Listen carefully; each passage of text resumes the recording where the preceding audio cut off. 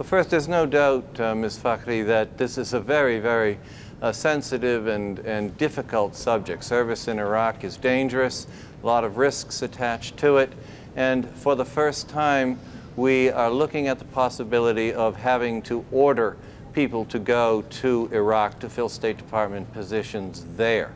This is something that every State Department, every Foreign Service officer knows is part of our oath, part of our contract. But it's a rare event when we have to do it. So yes, why are you having to do it? Is it because there simply aren't any more volunteers, any more employees at the State Department who are willing to go? No, I think that we've been fortunate that we've been able to fill Iraq with volunteers up until now. But it's 250 positions every year. So this year we've filled about a little more than 200 of them. We've got about 45 or 50 left to fill. Volunteers are still coming forward, but we're preparing for the possible eventuality of having to order people to go.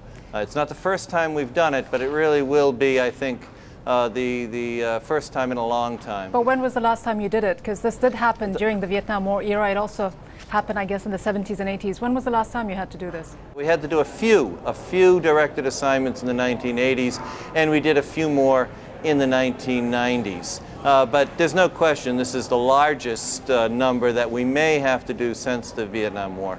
And this, of course, raises the issue that some diplomats in a recent town hall meeting have brought up, which is, why does the U.S. Embassy in Iraq have to be just so huge? Do you need that number of diplomats serving there? Ambassador Crocker believes that he needs this many people to do the job. I have great confidence and trust in Ambassador Crocker, a man I know well and admire. I'm going to be one of those going out next year.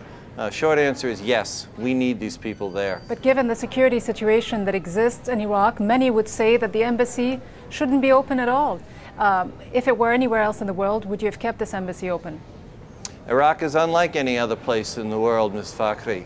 Yes, it is unusual circumstances, but that's why we need to take unusual measures. We have extraordinary security out there. There are 130,000 American military there, and we have quite a large number of private security and State Department security. But despite the security, some diplomats are saying that being sent to Iraq is almost getting a death sentence. So is it fair to punish them for feeling that way?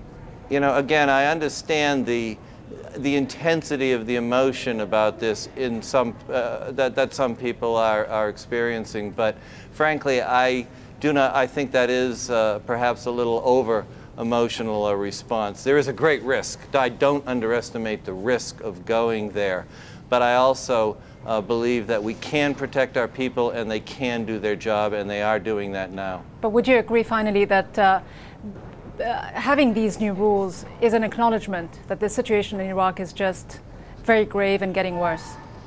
No, I don't agree with that approach to it at all. I think it is a very difficult situation. It is fraught with risks. We have some of our very best people out there, and I think we all need to go out and do our best to get this job done.